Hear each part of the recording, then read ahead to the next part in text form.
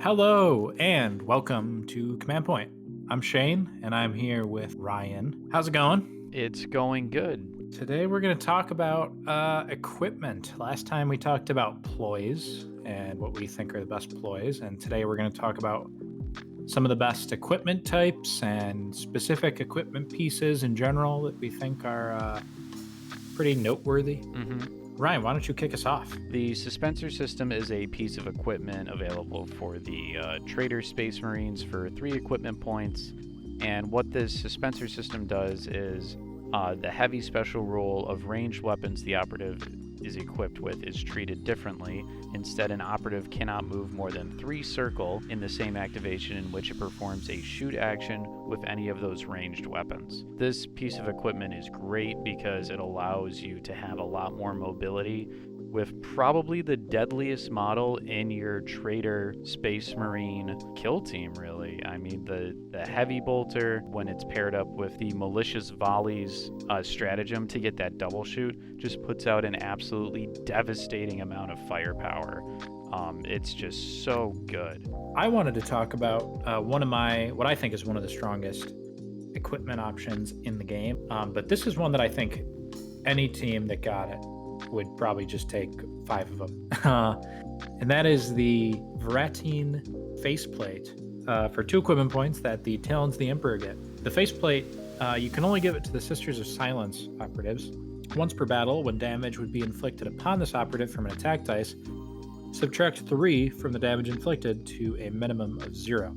So this basically gives all the Sisters plus 3 wounds. So they basically go up to like 11 wounds, or the leader will go up to 12. This is just really good. Yeah, it's dumb good.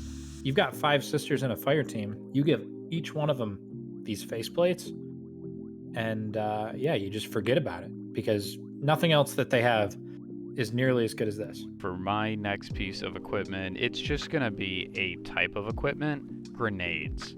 So I'm talking Dynamite, I'm talking Frag grenades, I'm talking the Tau Pathfinder grenades. Indirect is so important in this game, being able to target models that otherwise you would not normally be able to target unless you were on top of like a vantage point or something, and then being able to ignore certain abilities that like the Harlequins and Genestealers have to keep themselves in Conceal. It's just so helpful in those matchups, and these types of weapons are pretty much auto takes in a lot of those matchups. So if you are running a kill team with grenades in your equipment slots, definitely take a look at all of those and consider putting them in your kill team. So for the next one, I want to talk about a type of equipment as well, rather than a specific one. Movement-based equipment. Things like Grapnel Launchers or climbing rope on the optimized Gait Sicarian Rustalkers get for Hunter Clade. Specifically, the way that they help you get over traversable terrain or help you climb pieces of terrain. Pretty much every time I've seen equipment like this, it's been pretty good. I mean, like, obviously the grapnel launchers and stuff, those are only for Reavers. That's pretty much the only reason that anybody considers even taking Reavers. I mean, you never kind of know what the actual like terrain is going to look like in any given game until you go to the table and see it. You can bet on there being terrain that's going to get in your way. You can count on there being barricades, stuff that you're going to want to jump over. Mm-hmm. There's always going to be vantage points you're going to want to climb up on.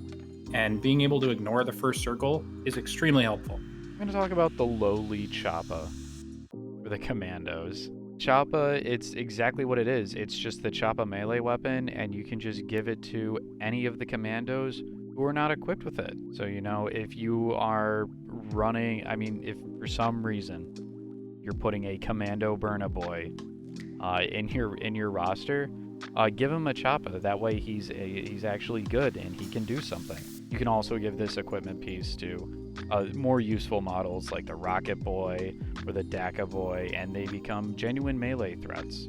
Really, it turns those otherwise really good shooting models into just decent flex models. Yeah, and there's other things like this too, like the Kadri mercenaries, the Kroot. They have something called a skinning blade, and it's kind of like the Choppa. You give it to a model, and suddenly a model that isn't very good at melee is now acceptable. Vet Guard have access to some melee weapons.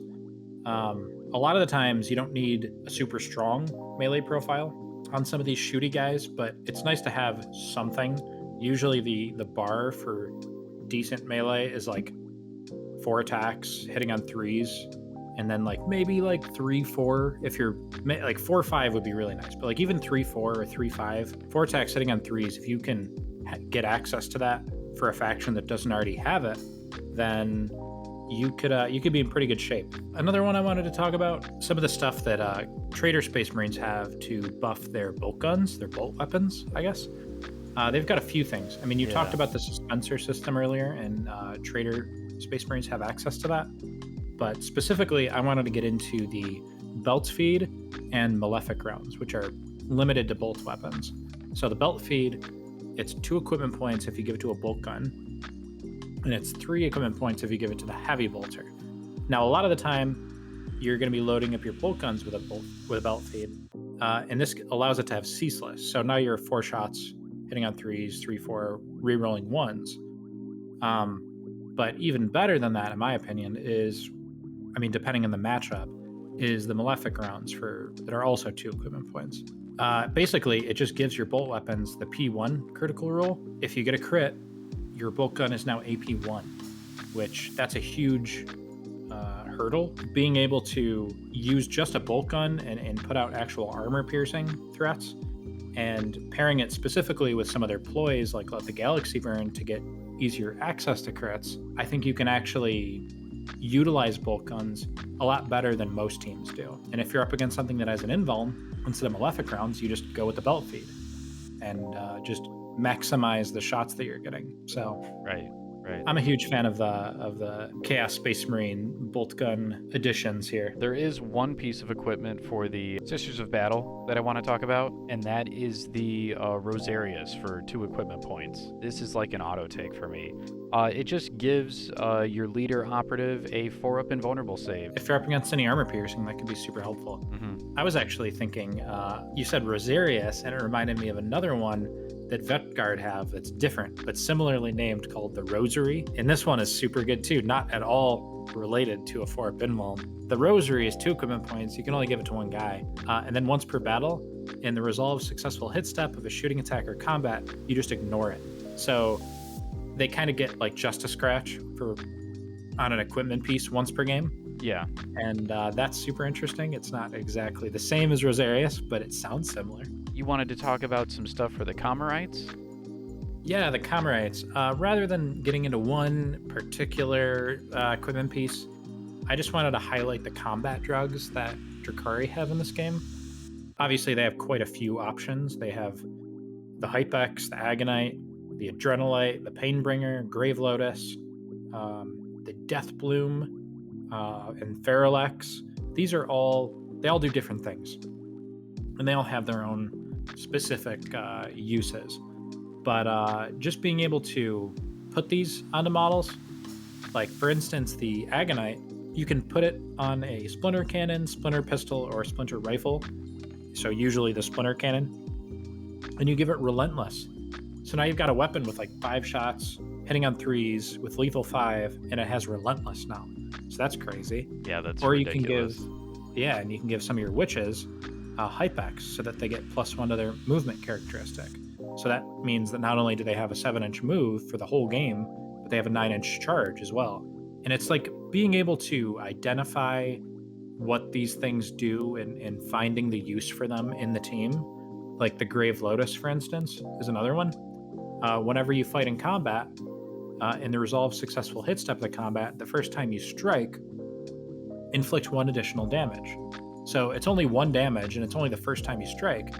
But when you look at witches, specifically the witch fighter, you might see something like razor flails that only do 3-4, but you get a lot of attacks, and you have stuff like Ceaseless and Brutal.